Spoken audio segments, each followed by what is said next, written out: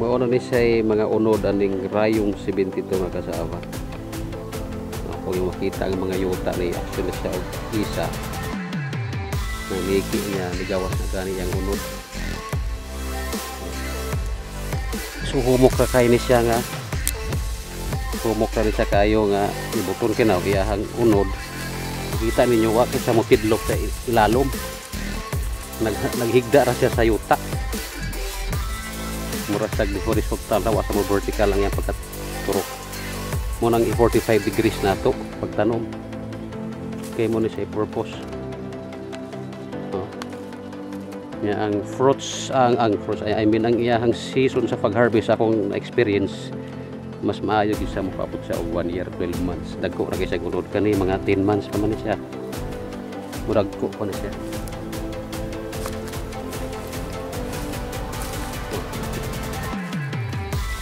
Makita ninyo na ang yuta na crack na siya ito sa butag ko na kinigunod sa sulalong crack na siya na mga crack